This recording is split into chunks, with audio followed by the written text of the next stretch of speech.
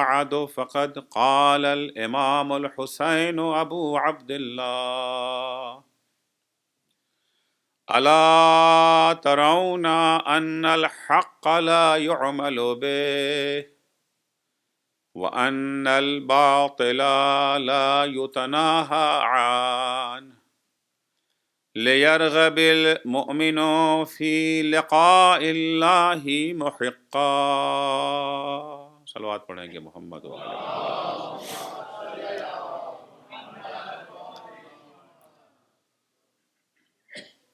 سرکار سید الشہداء حضرت امام حسین علیہ الصلاۃ والسلام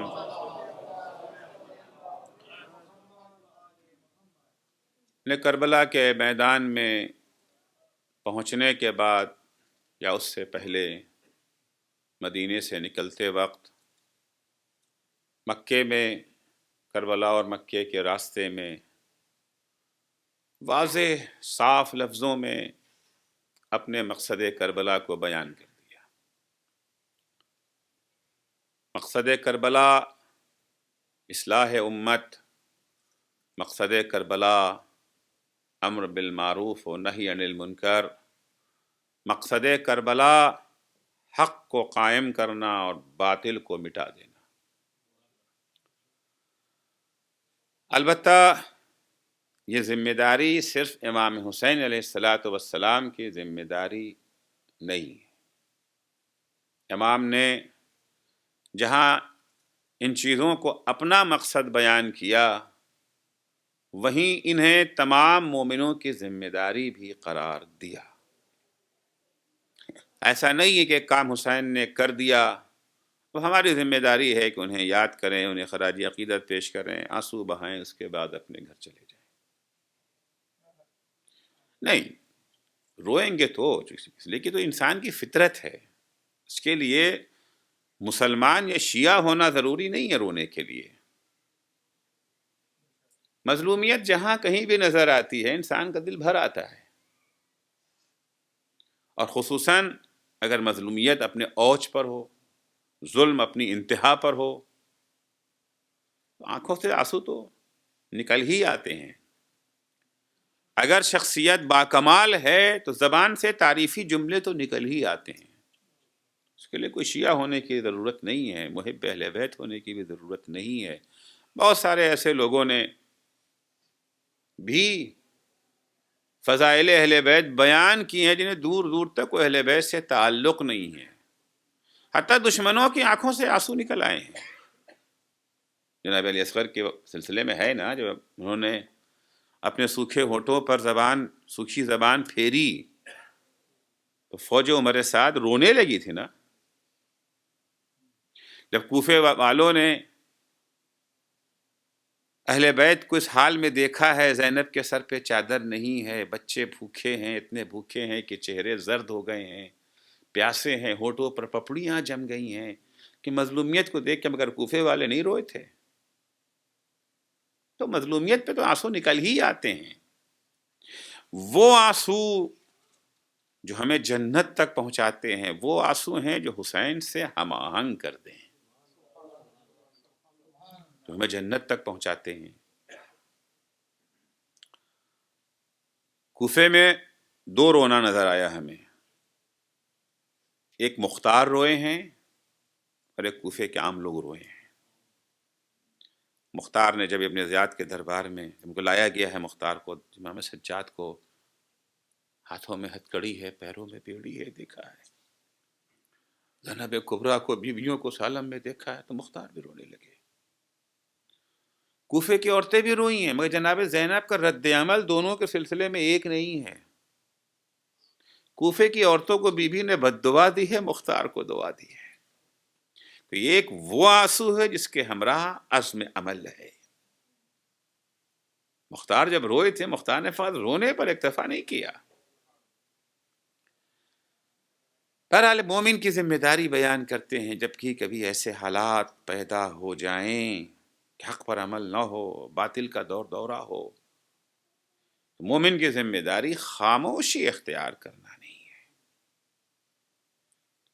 جتنی ہم میں سکت ہے، ظاہر سے بات اسلام کی ساری ذمہ داریاں لا یکلف اللہ نفسا الا وسعها، اتنی ہی ڈیوٹی ہے جتنا ہم کر سکتے ہیں، جتنی ہمارے اندر طاقت ہے، جتنی ہمارے اندر قوت ہے، اتنا ہی، اس سے زیادہ کہ ہم سے کوئی ہماری ذمہ داری نہیں، ڈیمانڈ اس سے زیادہ کی نہیں ہے۔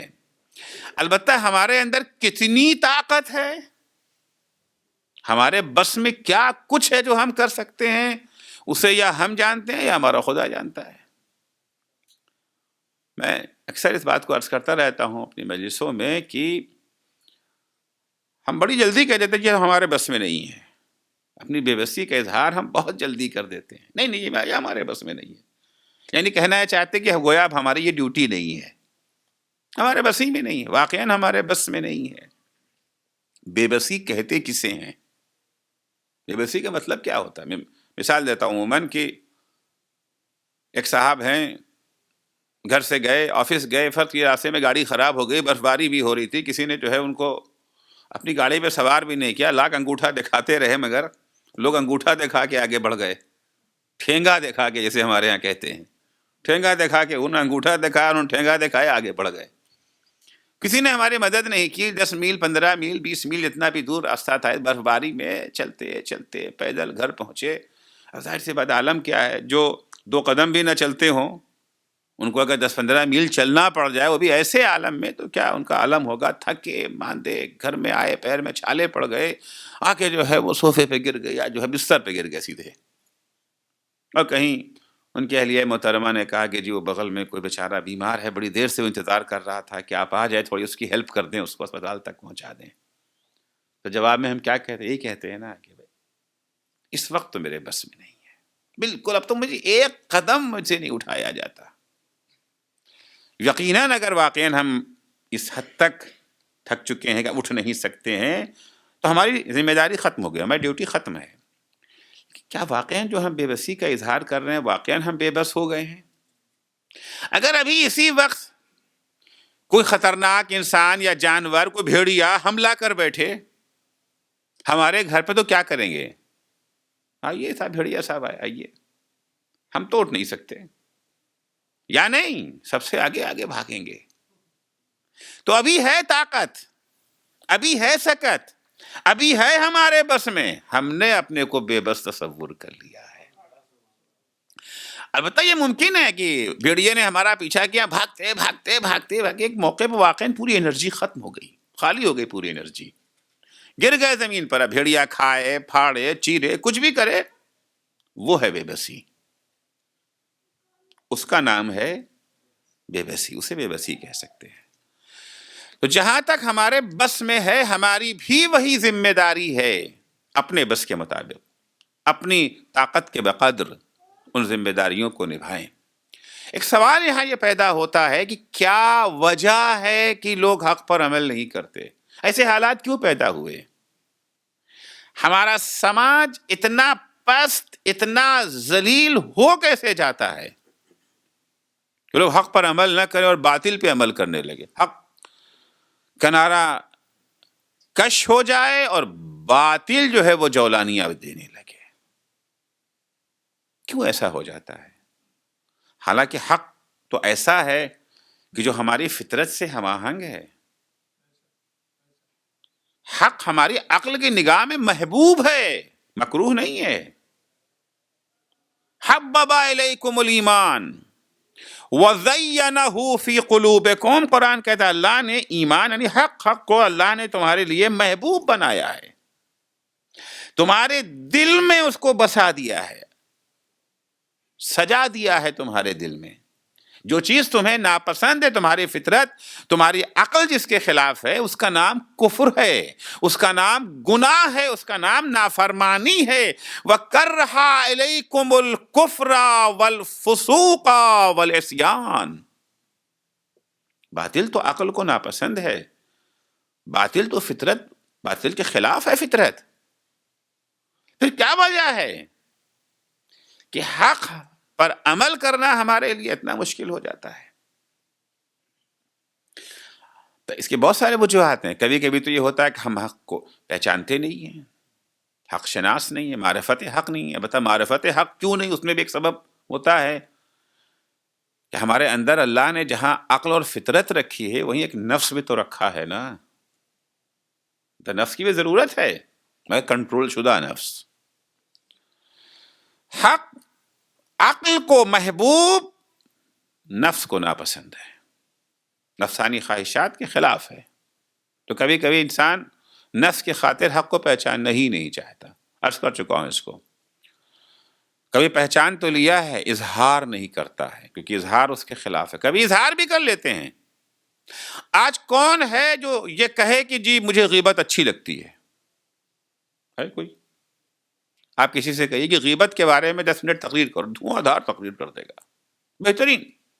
مگر عمل کے مرحلے میں حق کو پہچان بھی لیا، حق کو مان بھی لیا، حق کا اظہار بھی کر دیا، لیکن جب حق پر عمل کرنے کی باری آئی، حق پر عمل کرنے کی باری آئی تو پھر میدان میں کم نظر آتے ہیں. سرکار سید الشہداء کا بڑا خوبصورت جملہ ہے، سارے حدیث ہی مولا کے خوبصورت ہیں. فرماتے ہیں الناس عبید الدنیا، لوگ اسیر نفس ہیں، اسیر دنیا ہیں. والدین لعق علی السنتہم، یہ جو دیندار اپنے کو کہتے ہیں، دیندار جو اپنے ہم دیندار ہیں، ہم مسلمان ہیں، ہم شیعہ ہیں، ہم محب اہل بیت ہیں، ہم عزادار حسین ہیں. والدین لعق علی السنتہم، دین ان کی زبان پہ رکھا ہوا ہے، دل میں نہیں اترا ہے. یحوتونہ ما دارت معایشہم، جب تک یہ دین ان کی دنیاوی خواہشات کے خلاف نہیں جاتا، ہم آہنگ ہے اس کے ساتھ، تو دین دین دین، اسلام اسلام اسلام. وَإِذَا مُحِّصُوا بِالْبَلَاءِ قَلَّ الدَّيَّانُونَ، لیکن جب دین کا نام لینے کی بنا پر مشکل میں پھنس جاتے ہیں، جب دین کی قیمت چکانی پڑتی ہے. ایک دفعہ ہم نے کہا عزادار حسین، یا حسین بدلے میں ہمیں جو ہے پیسہ ملا، حصہ ملا. اگر رلانے والے اور رونے والے ہر دور میں ایک جیسے نہیں رہے ہیں. ایک زمانہ وہ تھا جب یہ جو ہے رولانا کوئی آسان کام نہیں تھا، زبان کاٹ لی جاتی تھی. یہ جو ہے رلانے والے کی زبان کاٹ لی جاتی تھی. کمیت اسدی ہیں، ذاکر اہل بیت تھے، مرثیہ گو تھے، مرثیہ پڑھتے تھے، ان کو تلواروں سے ٹکڑے ٹکڑے کر دیا گیا.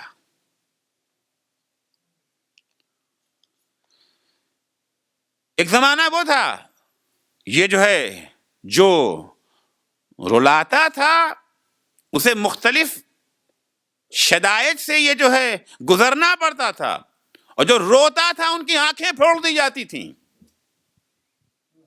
زیارت کرنے جاتے تھے تو ہاتھ قلم کر دیے جاتے تھے. آج کا تھوڑی ہے کہ ہوائی جہاز سے اترے 5 اسٹار میں داخل، ذرا سی اگر کہیں کوئی پریشانی ہو گئی مصیبت، نہ زیارت یاد رہی، نہ حج یاد رہا، رئیس قافلہ ہی کا شکوہ شکایت ہوتی رہی. اذا محسوا بالبلاء، وہ زمانہ تھا جب رونے والوں کی آنکھیں پھوڑ دی جاتی تھیں، اور یہ جو ہے رلانے والوں کی زبانیں کاٹ لی جاتی تھیں. ایک وہ عزادار تھے. آج رلانے والوں کو پیسہ ملتا ہے، رونے والوں کو حصہ ملتا ہے. ہاں اگر ایسے حالات میں بھی عزادار رہ گئے، ان حالات میں بھی اگر عزادار رہ گئے، ان حالات میں بھی رلانے کے لیے تیار ہو گئے اور رونے کے لیے تیار ہو گئے. اذا محسوا بالبلاء قل الدیانون، جب مصیبتوں میں لوگ گھر جاتے ہیں تو پھر دیندار کم رہ جاتے ہیں. اور یہی تو ہوا نا، کربلا میں کتنے نکلے، کتنے تھے جو کعبے کے اطراف میں طواف کر رہے تھے، مگر اندھے تھے وہ، انہوں نے دیکھا نہیں تھا حسین ابن علی طواف کو چھوڑ کے کربلا جا رہے ہیں. مگر حسین نے ان کو دعوت نہیں دی تھی، ہمیں تو خبر نہیں تھی، چپکے سے لے گئے. چپکے سے نہیں گئے امام حسین. امام حسین 8 ذی الحجہ کو نکلے ہیں. 2-3 کو نکل گئے ہوتے تو شاید لوگوں کو خبر نہ ہوتی، لیکن سب جو ہیں مکے سے منا کی طرف جا رہے ہیں، عرفات کے تمام الٹے نکل رہے ہیں، تو سب کی نگاہیں پڑ رہی ہیں نا، یہ کیا ہو رہا ہے.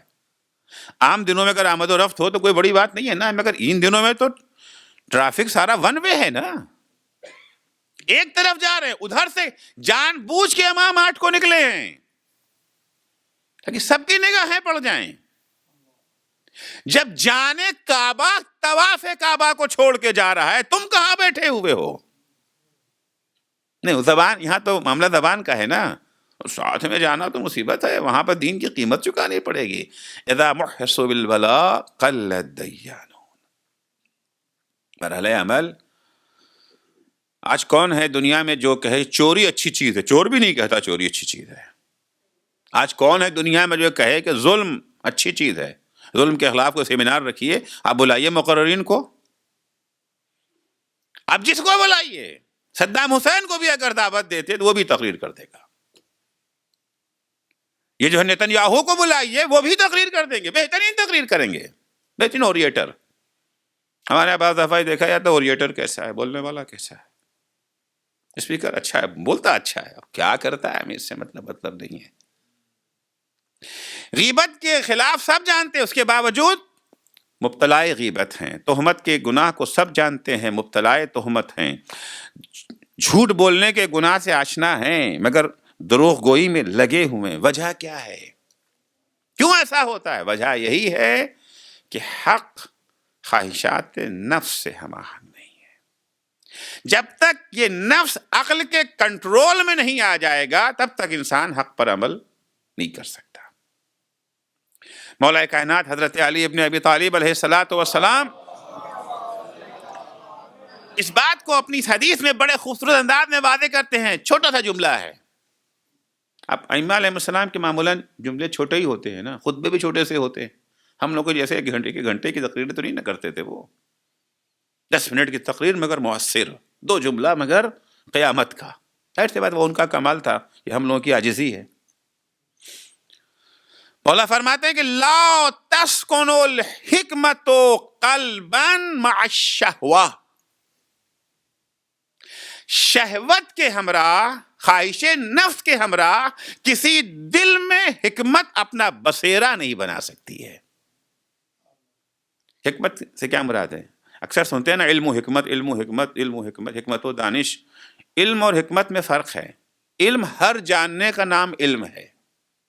حکمت اشیاء کی حقیقت کو جاننے کا نام حکمت ہے. ممکن ہے ایک چیز ہے، مگر ممکن ہے کہ وہ حق ہو، ممکن ہے وہ باطل ہو، ممکن ہے بظاہر وہ حق نظر آ رہا ہے.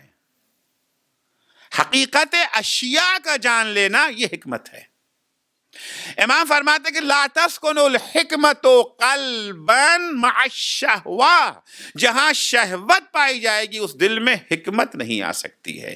شہوت کے ہمراہ نہ انسان حق کو پہچان پائے گا، نہ اظہار کر پائے گا، اور اظہار کر بھی لیا تو عمل نہیں کر پائے گا، دل کی گہرائیوں میں نہیں اترے گا، وہ فقط زبان تک ہے. وَالدِّينُ لَعْقٌ عَلَىٰ أَلْسِنَتِهِمْ يَحُوتُونَهُ مَا دَرَّتْ مَعَائِشُهُمْ.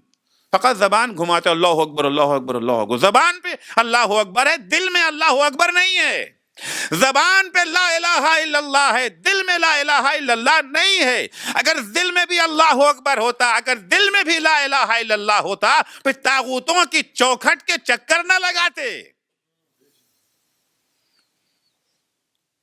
پھر ملک کے رائے کے لیے عمر سعد اتنا بڑا جرم انجام نہ دیتا. 4 دن کی زندگی کے لیے در فاطمہ پر آگ و لکڑی لے کے نہ آ جاتے. کون سی چیز ہے جو انسان کے اندر جرأت پیدا کرتی ہے کہ اس دروازے پر آگ و لکڑی لے کر کے آ جائے جہاں رسول خدا ہر روز سلام کرنے آتے تھے؟ کیا چیز تھی یہ؟ وہی چیز ہے کہ مولا کائنات دعائے صباح میں فریاد کر رہے ہیں. نالا بلند ہے، البتہ ہماری آپ کی طرف سے. یہ جملے کے مصداق مولا نہیں ہیں، ہماری آپ کی طرف سے دعائے صباح اتوار کو یہاں پڑھی جاتی ہے، اچھی رسم ہے، بتائیے ہر روز پڑھنے کی چیز ہے. مولا وہ جملہ جو سجدے میں جا کے کہتے ہیں. اوج دعا کہاں ہے؟ جب سجدے میں گر گئے. سجدے میں جا کر کے انتہائی عاجزی کے ساتھ بارگاہ عزتی میں ہماری آپ کی طرف سے فریاد کرتے ہیں، الہی قلبی محجوب و نفسی معیوب و عقلی مغلوب و ہوائی غالب. پالنے والے ہمارے دلوں پر پردے پڑ گئے ہیں، ہمارے نفس معیوب ہیں، عیب زدہ ہیں، جنہیں حق پسند نہیں آتا ہے. ہماری عقل مغلوب ہو گئی ہے، خواہش نفس اس کے اوپر غالب آ گئی ہے. جب نفس عقل پر غالب آ جائے تو اس کا نتیجہ کیا ہوتا ہے؟ طاعتی قلیل و معصیتی کثیر. پھر اطاعت کم ہو جائے گی اور گناہ زیادہ ہو جائے گا.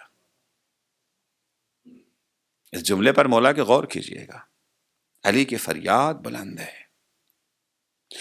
اسلام کی ساری تعلیمات جتنی بھی چیزیں ہیں، چاہے ان کا تعلق عبادات سے ہو، سماجیات سے ہو، سیاسیات سے ہو، اخلاقیات سے ہو، ساری تعلیمات کا محور و مرکز یہ ہے کہ کسی طرح سے انسان کی عقل اس کے نفس پر حاکم ہو جائے، غالب ہو جائے.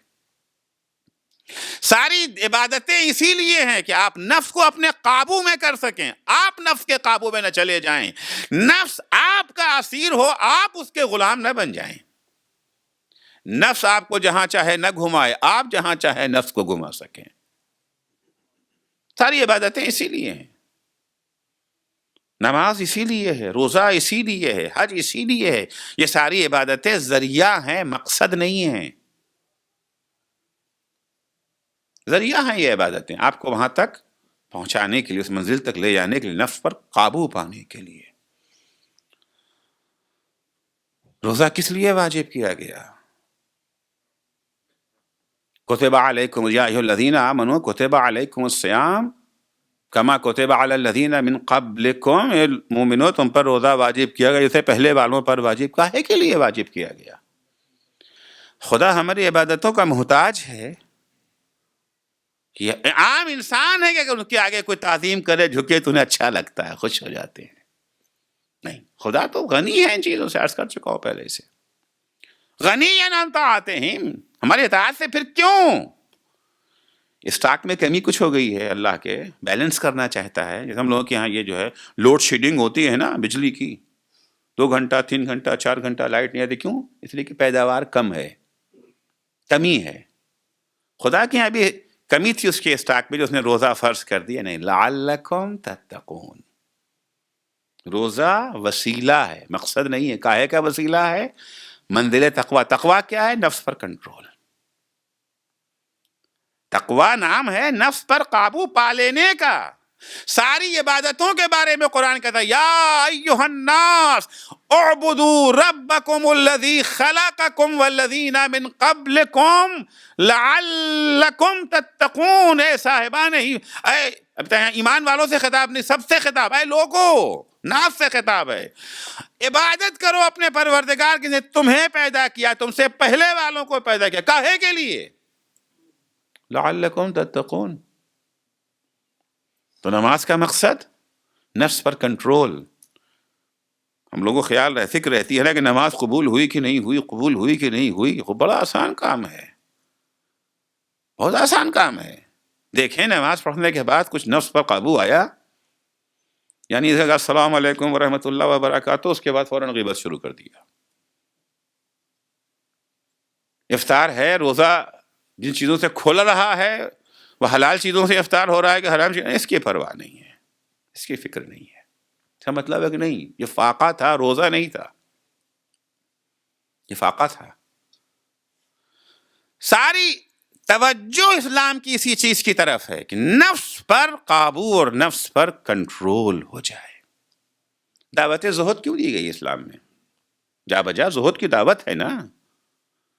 امیر المومنین کو کیا زبان میں الیاذ باللہ خاکم بدہن ذائقہ نہیں تھا کیا ان کی زبان میں؟ ان کو ٹیسٹ نہیں آتا تھا مختلف کھانوں میں جو کہ روٹی اور اس میں لگے رہتے تھے؟ نہیں جانتے تو. خود مولا نے کہا ہے، وہ مشہور خط جو عثمان بن حنیف کے نام مولانا نے لکھا ہے، اس میں تذکرہ ہے اس چیز کی طرف. اتنی دعوت اگر دی جا رہی ہے سادہ زندگی کے اوپر، لیگزریت کے خلاف کیوں ہے اسلام؟ مولا کائنات حضرت علی ابن ابی طالب علیہ الصلوۃ والسلام جب پیغمبر کی سیرت بیان فرماتے ہیں تو ضمن میں بیان کرتے کرتے کہتے کان رسول اللہ خفیف المعونہ، رسول خدا کم خرچ تھے۔ آج زیادہ خرچ ہونا فضیلت مانا جاتا ہے، کنزیومرزم ہے نا، جتنا زیادہ کنزیوم کریں گے اتنے آپ بڑے آدمی ہیں۔ وہاں فضیلت کیا بیان کرو، اور فضیلت کون؟ سیرت النبی کوئی اور نہیں بیان کر رہا ہے، علی بیان کر رہے ہیں۔ یہ وہ والی سیرت نہیں ہے کہ کملی کیسی تھی اور سرما والا اور زلف والی فنا، نہیں، یہ نئی سیرت ہے۔ کان رسول اللہ خفیف المعونہ، اقدار میں شامل ہے کم خرچ ہونا، کیونکہ انسان جتنا دنیا کی نعمتوں میں کم اپنے کو مصروف کرے گا اتنا ہی اپنے نفس کو آزاد کر لے گا۔ روزہ کیوں واجب کیا گیا؟ ہوائے نفس، دو چیز، شکم اور شہوت، یہ دو چیزیں ہیں جو انسان کو بدبخت کیے ہوئے۔ روزے میں دونوں پہ کنٹرول ہے، دونوں پہ کنٹرول ہے نا۔ خواہشات نفس جتنی بھی ہیں ان سب کو کنٹرول، مقصد کیا ہے؟ کنٹرول کر لینا ہے۔ زہد اسی لیے ہے۔ مولا کائنات حضرت علی ابن ابی طالب علیہ السلام کہ گورنر ہیں عثمان بن حنیف۔ عثمان بن حنیف جب گورنر بن کے اپنی علاقے میں پہنچے تو وہاں کے بڑے لوگوں نے ایک پارٹی دی ان کے لیے، آج بھی ہوتا ہے، بڑے ہی لوگ پارٹی دیتے ہیں، ظاہر سی بات ہے غریب غربا تو پارٹی دینے کے قابل نہیں، ان کے آخر آئے گا بھی کون؟ جتنے بھی لوگ تھے بڑے بڑے کارخانے والے اور فیکٹری والے اور بزنس والے، یہ جو ہے لابنگ جو لوگ کرتے ہیں، لابیز نے کہہ لوں، لابیز نے جو ہے وہ ان کی دعوت رکھی۔ اب اس دعوت میں ظاہر سے بات ہے سارے مالدار ہی لوگ آئیں گے نا، کند ہم جنس با ہم جنس پرواز، کبوتر با کبوتر باز با باز، تو عمرا ہی تو آئیں گے، اعلیٰ سوسائٹی والے تو ہی اپنے لوگوں کو، ظاہر سے بات ہے کہ اعلیٰ سوسائٹی والے ادنا لوگوں کو تو بلاتے ہی نہیں ہیں۔ کل بھی یہی ہوتا تھا، آج بھی تقریباً ایسے ہی ہوتا ہے۔ ہمارے یہاں بھی دعوتیں ہوتی ہیں، شادیاں ہوتی ہیں، دعوت ولیمہ ہوتی ہے، کس کو بلایا جاتا ہے؟ جتنے بھی آئی پیز ہیں، پہنچ ہو چاہے نہ ہو، کوشش ہے کہ ان تک دعوت نامہ ضرور پہنچ جائے۔ لیکن غریب غربا کے لیے، حتیٰ غریب غربا اگر اپنے رشتہ دار اور عزیز و اقارب بھی، ہمارے ہندوستان میں عام طور سے شادی کا دعوت نامہ وہ غریب بھائی تک نہیں پہنچتا ہے، اور اس کا الزام پھر لگتا ہے ڈاک خانے کے محکمے کے اوپر۔ ارے وہ ڈاک کا نظام خراب، بھیجا تو تھا، نہیں ملا آپ کو، تو بھیجا تو تھا میں نے، لیکن فلاں منسٹر اور فلاں کلیکٹر اور کمشنر کا دعوت نامہ کبھی غائب نہیں ہوتا۔ مولا کائنات حضرت علی ابن ابی طالب علیہ السلام کی حکومت کا زمانہ ہے۔ ایک صاحب کے یہاں شادی ہے، ان کے بیٹے کا دعوت ولیمہ ہے، مولا کو بھی دعوت دی ہے، حضور آپ بھی تشریف لائیے گا۔ ٹھیک ہے، آئیں گے، کون کون آ رہا ہے، کس کو بلایا ہے؟ ہم لوگوں سے کوئی پوچھے کس کو بلایا تو کس کا نام لیں گے؟ کسی غریب فقیر کا نام لیتے ہیں؟ جتنے بڑے بڑے لوگ ہیں سچ جھوٹ، فلاں کو بلایا ہے، فلاں کو بلایا، فلاں صاحب، فلاں کمشنر صاحب آ رہے ہیں، فلاں منسٹر صاحب آ رہے ہیں، فلاں سیٹ صاحب آ رہے ہیں، انہیں کو عام طور سے بلایا جاتا ہے۔ جب وہ کہہ چکا تو مولا نے پوچھا اور یہ غریب غربا؟ دعوت ولیمہ مستحب ہے مگر کس کے لیے ہے؟ اور یہ غریب غربا؟ سوچ کے کہا ان کی دعوت کل ہے، کل ہے۔ تو مولا نے کہا ٹھیک ہے میں کل آ جاؤں گا۔ اب پھنس گیا، یہ کل کچھ تھا ہی نہیں، ٹالنے کے لیے کہہ دیا کہ میں کل آ جاؤں گا۔ اب یہ پریشان ہوا، آپ کیا کریں؟ آخر میں مجبور ہوا حقیقت کا اعتراف کرنے کے لیے، کہا مولا سچ بات تو یہ ہے کہ کل کچھ نہیں ہے، ہمارے یہاں غریبوں کو دعوت ہی نہیں ہے، کس لیے کہ ہم ہائی معاشرے والے ہیں، اعلیٰ سماج والے ہیں، اعلیٰ سوسائٹی میں ہمارا اٹھنا بیٹھنا ہے، ہم انہی کو پہچانتے، غریبوں سے تو ہماری شناسائی نہیں ہے، ہم انہیں کیسے بلاتے؟ مولا نے کہا تم انتظام کرو، ہم تو پہچانتے ہیں، ہمارا تو ان کے ساتھ اٹھنا بیٹھنا ہے، تم انتظام کرو، میں ان کو لے کر کے ان کے ساتھ آؤں گا۔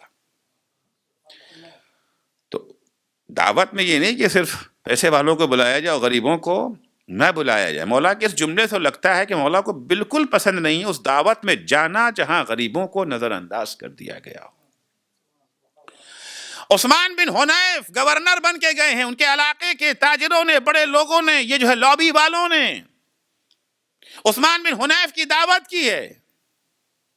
عثمان بن حنیف دعوت میں پہنچ گئے، مولا کو خبر ہو گئی، فوراً خط دکھا عثمان بن حنیف کو، عثمان مجھے تم سے امید نہیں تھی کہ تم اس دعوت میں جاؤ گے. ان تجیب دعوت قوم اغنیاؤہم مدعو وفقراؤہم مدفوع. تم اس جگہ پہ جاؤ گے جہاں مالداروں کو تو بلایا گیا ہے مگر غریبوں کو وہاں سے دور رکھا گیا ہے. مجھے تم سے یہ امید نہیں تھی. تم ہمارے ماننے والے ہو نا، میں تمہارا امام ہوں نا. یہی پر مولا امتی اور امام، شیعہ اور امام کا کیا رابطہ ہے اسے بیان کرتے ہیں. ایک شیعہ کا اپنے امام سے کیا رابطہ ہے؟ ایک شیعہ کا اپنے امام سے فقط فضائل بیان کر دینا، قصیدہ پڑھ دینا، نعرے لگا دینا، واہ واہ کر دینا ہی ہے. ذمہ داری، اصلی ذمہ داری ہم نے عرض کیا، قصیدہ تو شرافت انسانی کی دلیل ہے، یہ شیعہ ہونے کا ثبوت نہیں ہے. کیونکہ آج بھی ہم دیکھتے ہیں کہ قصیدہ پڑھنے والے سب شیعہ ہی نہیں ہیں، ہندو بھی ہیں، سنی بھی ہیں، عیسائی بھی ہیں. ہر قوم میں علی کا قصیدہ، کون قوم ہے جو علی کا قصیدہ نہیں پڑھتی ہے؟ سب پڑھتے ہیں. ایک شیعہ کا اپنے امام سے رابطہ کیا ہے؟ امام فرماتے الا لکل معموم امام، ہر معموم کا ایک امام ہوتا ہے جس کا رابطہ کیا ہے؟ رابطہ امام اور مامون کا. امام فرماتے ہیں کہ الا وان لکل معموم امام یقتدی ویستضیء بنور علمہ. رشتہ شیعہ اور امام کا یہ ہے کہ شیعہ کی ذمہ داری ہے کہ وہ اپنے امام کے پیچھے پیچھے چلے، جس راستے پر امام چل رہا ہے اسی راستے پر یہ بھی چلے. وَيَسْتَضِيءُ بِنُورِ عِلْمِهِ، اور اس کے نور علم سے کسب ضیاء کرے، کسب ضیاء کرے. اس کے بعد امام فرماتے ہیں کہ تم نے جو عمل اختیار کیا ہے تمہارے امام کا عمل نہیں ہے. الا وان امامکم قد اکتفى من دنیاکم بالتمرہ ومن طعمکم بقرصہ. اے عثمان بن حنیف، اپنے امام کو دیکھو، تمہارے امام نے مال دنیا سے کیا لیا ہے؟ مال دنیا سے فقط 2 بوسیدہ کپڑے لیے ہیں اور تمہارے تمام کھانوں میں سے 2 سوکھی روٹیاں لی ہیں. البتہ ہم یہ نہیں چاہتے کہ تم بالکل ایسے ہی بن جاؤ. میں معلوم ہے کہ لا تقدرون علی ذلک، تم علی نہیں بن سکتے ہو. ولیکن اعینونی بورع واجتہاد وعفت وصداد، کوشش تو کرو، اس راستے پہ چلو تو. آخر دوڑ جب ہوتی ہے سب تو ٹاپ میں نہیں آ جاتے ہیں نا، کچھ پیچھے رہ جاتے ہیں. گھر سے نکلو تو کوشش تو کرو، علی کے راستے پہ چلنے کی تیاری تو کم سے کم کرو. کچھ تو فرق آئے تم میں اور دوسروں میں. ایسے بات تم علی نہیں بن سکتے ہو، تم علی کی طرح سے فقط 2 کپڑے کے اوپر گزر بسر نہیں کر سکتے ہو. یہ ساری جو دعوتیں زہد دی گئی ہے اسلام میں، یہ جو ہے لگژریت سے دور رہنے کی دعوت جو دی گئی ہے اسلام نے، وہ اسی لیے دی ہے. انسان جب یہ جو ہے لگژریت وہ چیز ہے کہ کسی کی زندگی میں اگر آ جائے تو کوئی اس کی حد تو نہیں نہ ہے، کوئی حد نہیں ہے کہ جہاں تک بھی پہنچ جائے اس کے بعد بھی چیزیں موجود ہیں. اور جب انسان کہ کوئی حد ہی نہیں ہے تو ظاہر سے بات ہے پھر اپنے ہی میں مگن ہو جاتا ہے، دوسرے کے اس کو فکر، پھر وہ بھول جاتا ہے کہ پیغمبر کی حدیث ہے کہ من بات شبعانا وجارہ جائع فلیس بمسلم. اگر کوئی انسان پیٹ بھر کے کھانا کھا کے رات میں اس طرح سے سو رہے کہ اس کا پڑوسی بھوکا ہے تو دائرہ اسلام سے خارج. بھول جاتا ہے کہ من سمع مناد ینادی یا للمسلمین فلم یجبہ فلیس بمسلم. اگر اس کے کان میں آواز مظلوموں کی فریاد کان میں پہنچے اور ان کی آواز پہ لبیک نہ کہے تو وہ مسلمان نہیں ہے، کیونکہ اس کو اپنے ہی سے فرصت نہیں ہے، اسیر ہو چکا ہے. اب ظاہر سے بات جب عادت پڑ گئی تو اس کو پورا کرنے کے لیے مینٹین رکھنا بھی تو ہے، اپنے اسٹیٹس کو مینٹین رکھنے کے لیے پھر انسان بہت سے مواقع وہ آتے ہیں جہاں حق کو پامال کرنا پڑتا ہے. ساری کوشش اسلامی تعلیمات کی یہی، اور مد مقابل شیطانی ٹولے کی کوشش کیا ہے کہ زیادہ سے زیادہ خواہشات نفس کو بھڑکایا جائے. زیادہ سے زیادہ ہوا دی جائے. اسلام کنٹرول کرنا چاہتا ہے, یہ زیادہ سے زیادہ اسے بھڑکانے کی کوشش کرتے ہیں. آج اگر آپ اٹھا کے دیکھیں, اتنا یہ جو ہے کنزیومرزم جو پھیلایا جا رہا ہے, ٹیلی ویژن پہ طرح طرح کے سامانوں کی تشہیر جو کی جاتی ہے, کاہے کے لیے ہے؟ تاکہ ایک طرف سے شکم کو بے لگام کرے, دوسری طرف سے شہوت کو بے لگام کرے. اور جب انسان اسیر شکم و شہوت ہو گیا تو چارہ نہیں ہے سوائے عمر سعد بننے کے. عمر سعد بننے کی سبب کوئی چارہ نہیں ہے. عمر سعد کو شکار کرنے کے لیے کافی اچھی پلاننگ کی گئی تھی. اچانک عمر سعد کو گورنر بنا دیا گیا. بنایا نہیں گیا, فرمان دے دیا, مزہ چکھا دیا تھوڑا سا. اس کے بعد فرمان دینے کے بعد کہا جاتا ہے کہ تمہیں جانا ہے کربلا, تمہیں کربلا جانا ہے. پہلے ادھر سے نفس جس چیز کو چاہتا ہے اس کو پہلے یہ جو ہے, اس کے بعد تمہیں کربلا جانا. ارے کربلا نہیں نہیں نہیں, یہ تو حق کو جانتا ہے, اظہار بھی کر رہا ہے, حق کا پہچانتا ہے. نہیں نہیں, میں کربلا ایک بہت بڑا گناہ ہے, فرزند رسول خدا کے خون میں اپنے ہاتھوں کو آلودہ کروں, میں نہیں کر سکتا, میں یہ نہیں کر سکتا. کہ نہیں کر سکتے تو لاؤ واپس کرو. بھڑکا دیا ہے نا نفس کو, تو عقل سے آزاد کرا دیا ہے. عقل کو اس کا بصیر بنانا ہے. پہلا دانہ پھینک دیا تھا, کہتا اچھا مجھے مہلت دے دو. مہلت نہیں, یہ بنی امیہ کا جو پھینکا ہوا دانہ کہاں آ گیا ہے, پھنس گیا ہے جال میں. بھڑکایا ہے آتش عشق دنیا کو. آتا ہے گھر میں رات بھر سو رہا ہے, وہ ٹہل رہا ہے, سوچ رہا ہے, ٹہل رہا ہے, خود سے باتیں کرتے آ رہا ہے. تشعیر پڑھا اس نے ہے, اگر ہم کربلا نہیں جائیں گے تو رہے گی حکومت چلی جائے گی, کربلا چلے جائیں گے تو خون حسین میں ہاتھ آلودہ ہو جائیں گے. کیا کروں, کدھر جاؤں, ادھر جاؤں ادھر جاؤں. عقل و نفس میں جنگ چل رہی ہے. کہتا ہے اترکو ملک الرے والرے منیتی, ارے میں ملک رے کو چھوڑ دوں, دستبردار ہو جاؤں اس سے, کہ حسین کے مقابلے میں نہیں جاؤں گا. حکومت رے تو میری آرزو ہے. یاد بھڑکائی جا چکی ہے. ام ارجعو مذموما بقتل الحسین, یا میں حکومت رے کو چھوڑوں یا قتل حسین کی لعنت کا طوق پہن لوں. عشق دنیا کو بھڑکایا جا چکا ہے, کنٹرول سے باہر ہو گیا ہے. کنٹرول میں رہ کر کے دنیا کی نعمتوں سے استفادہ کرنے کو اسلام منع نہیں کرتا, کنٹرول ہو کر کے ہے. آخر میں اس نے قبول کر لیا. اب دیکھیں کہ ابن زیاد نے کوفے میں جو خطبہ دیا ہے, شاید کم ہی یہ چیزیں سامنے آتی ہیں. فوج کو تشکیل دینے کے لیے آنے کے بعد اس نے پیسہ بانٹنا شروع کیا. پہلا کام کیا کیا, پیسہ بانٹنا شروع کیا, لالچ ایجاد کیا لوگوں میں. خوب تھیلیاں بٹی, خوب پیسہ بٹا, پیسہ ویسا مل چکا. اب ممبر پہ آیا خطبہ دینے کے لیے. تھیلیاں نہ ملتی ہوتی تو ابن زیاد اور ممبر, اصل وجود ابن زیاد ممبر پر برداشت کون کر سکتا تھا؟ آج اگر ابن زیاد کا وجود ممبر پر برداشت کر لیا گیا, اس لیے برداشت کر لیا گیا ہے کہ پیٹ میں حرام آ چکا ہے, نفس تحریک ہو چکا ہے, عقل مغلوب ہو چکی ہے, ہوا غالب, عقلی مغلوب و ہوائی غالب. اور جب کبھی عقل پر خواہش نفس غالب آ جائے گی, انجام کیا ہے؟ طاعتی قلیل و معصیتی کثیر. دعا کا جملہ و مولا کا. آیا, آنے کے بعد تقریر شروع کرتا ہے. چند جملے اس کی تقریر کی آپ کو سنا دوں. تقریر کرتا ہے, ایھا الناس قد بلوتم آل بنی سفیان,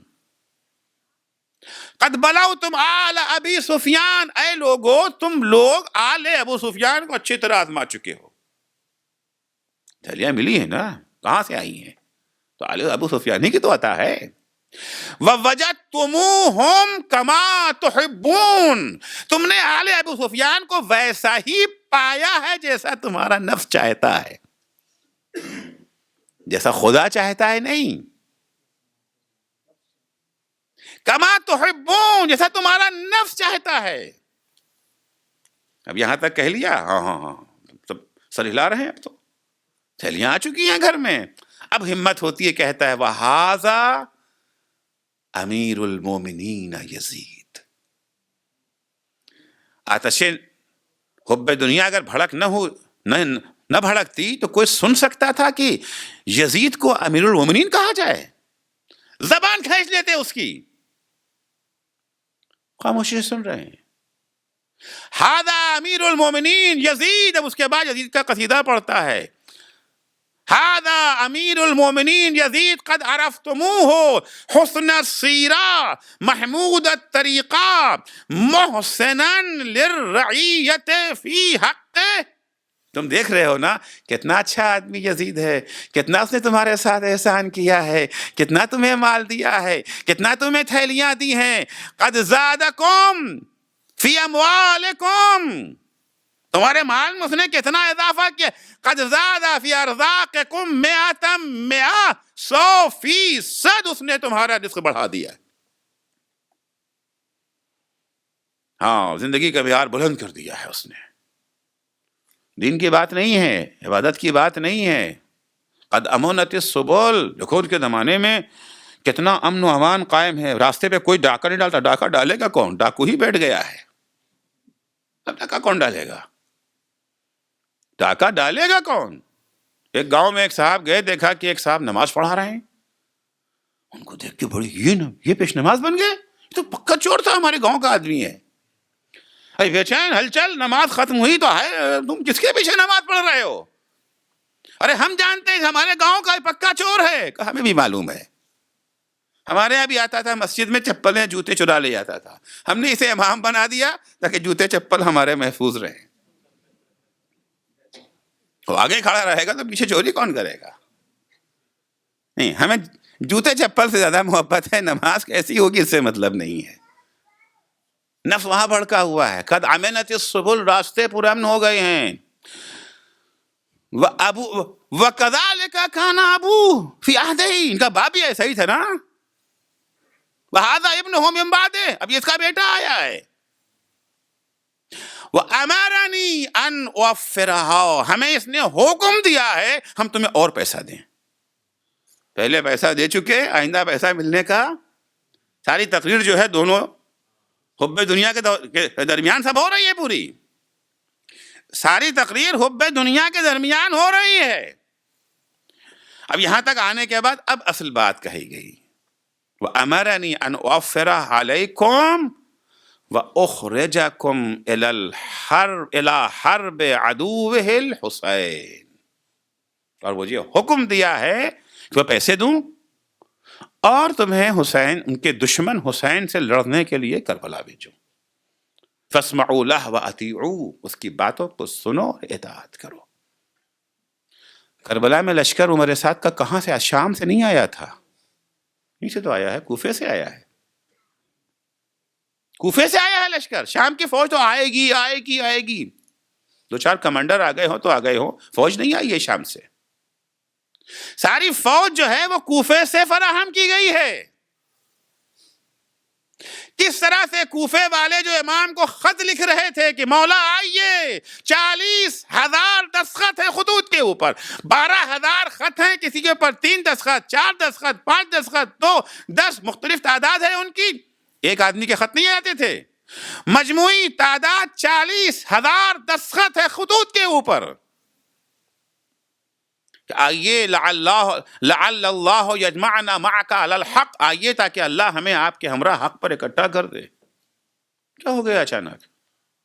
یہ حق ثقیل کیوں ہو گیا؟ یہ حق بھاری کیوں ہو گیا؟ ہوائے نفس کو, خواہش نفس کو, لذات دنیا کو اتنا اہمیت دے دی گئی. سب کچھ چھوٹ سکتا ہے, دنیا نہیں چھوٹ سکتی ہے. یہ خطرہ صرف اس دن کے لیے نہیں تھا, خطرہ آج بھی ہے. ان مسائل سے ہم آج بھی دو چار ہیں. اور اس کے مقابل میں حسین ابن علی کا کیا پروگرام تھا, کیا برنامہ تھا؟ جتنا ہو سکے انہیں حب دنیا سے دور رکھو. نفس کی سب سے بڑی خواہش کیا ہے؟ حب ذات.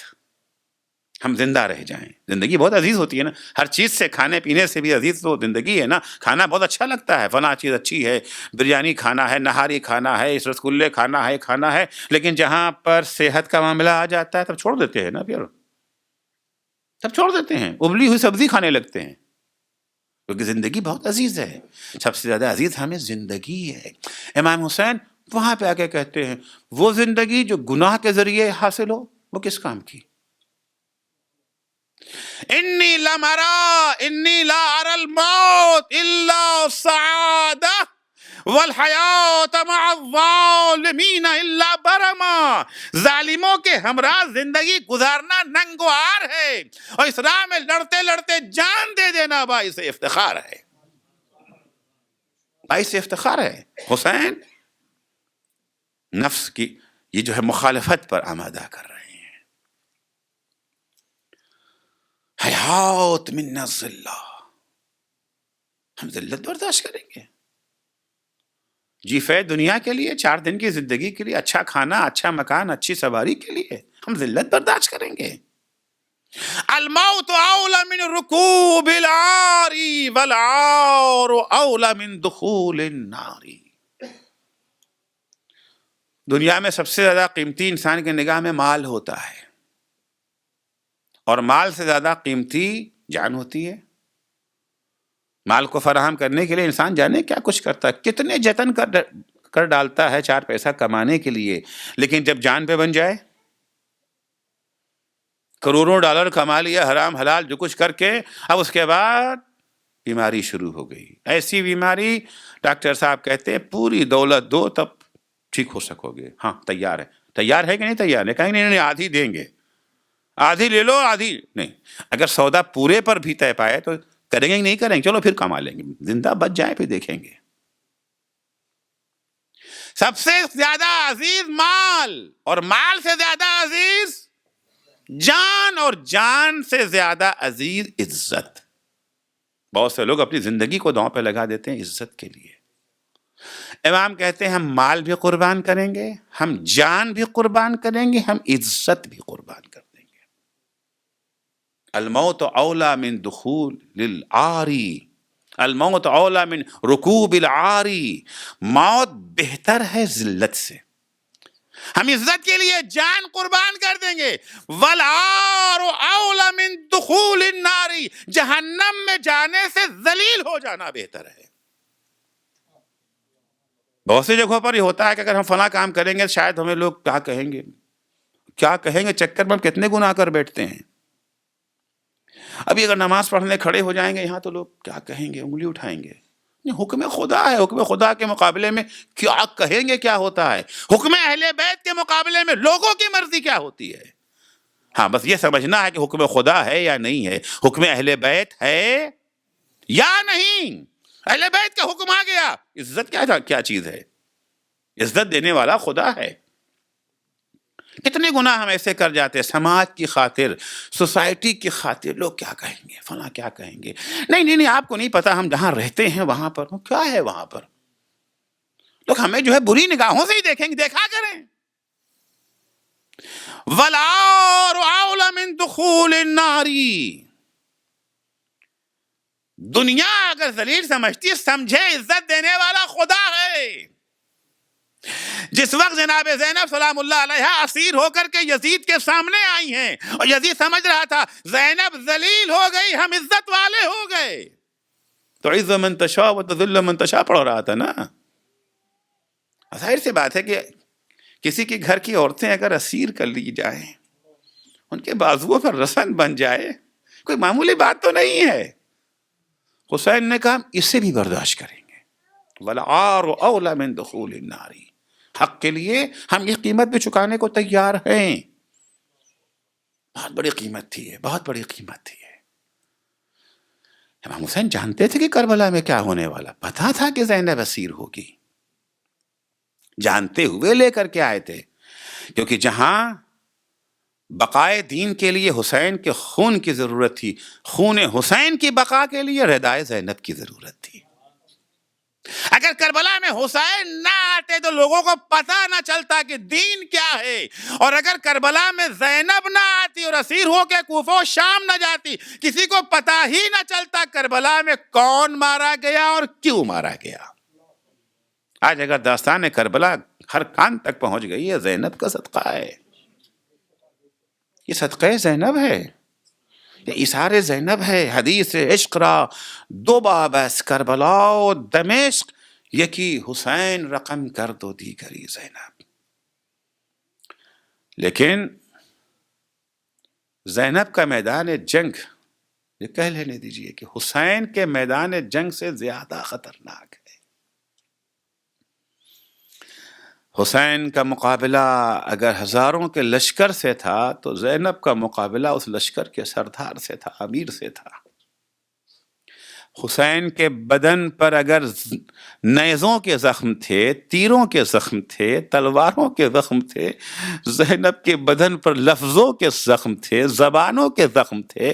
تیروں کا زخم بھر جاتا ہے لیکن زبان کا زخم کبھی نہیں بھرتا ہے۔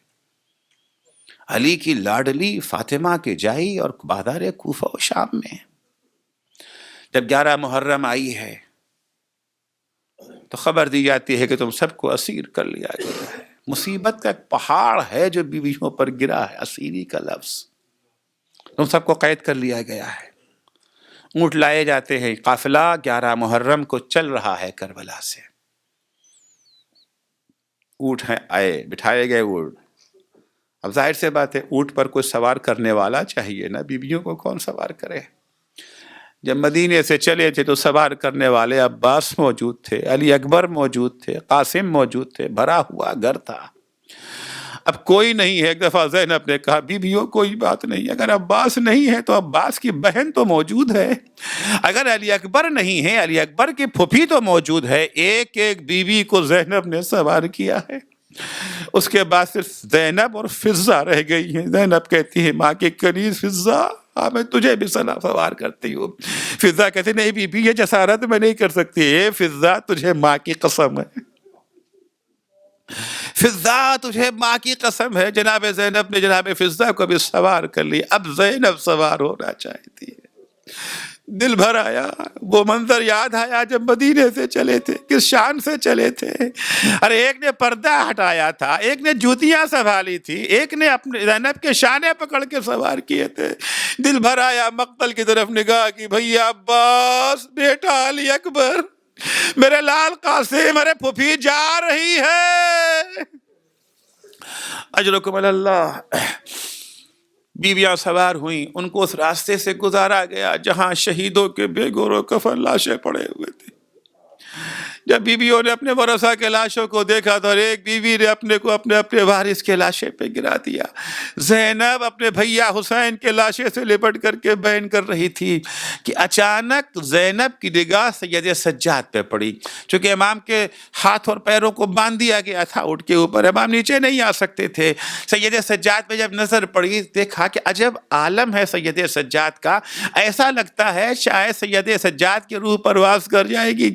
گئی بھائی کے جنازے کو چھوڑا، فوراً بیمار بھتیجے کے پاس ہے، بیٹا سید سجاد، ارے یہ میں کیا دیکھ رہی ہوں، بیٹا اپنے کو کچھ تو سنبھالو کا پھوپھی اماں، ارے وہ بیٹا اپنے کو کیسے سنبھالے، آپ دیکھتی نہیں ہے، نجس لاشیں تو دفن کر دیے گئے ہیں، ہائے میرے بابا کا بے گور و کفن جنازہ زمین پہ پڑا اور میں اتنا مجبور ہوں کہ اپنے بابا کو دفن نہیں کر سکتا۔ ارے ہاتھوں میں ہتھکڑیاں بنی ہوئی ہے، پاؤں میں بیڑیا۔ زینب تسلی دیتی ہے، بیٹا سجاد غم مت کرو، میں نے نانا سے سنا ہے تمہارے بابا کو قبر بھی ملے گی، تمہارے بابا کا روضہ بھی بنے گا، دنیا کے کونے کونے سے عاشقان آ کے زیارت کریں گے بابا کی۔ الا لعنت اللہ علی قوم الظالمین وسيعلم الذين ظلموا أي منقلب ينقلبون۔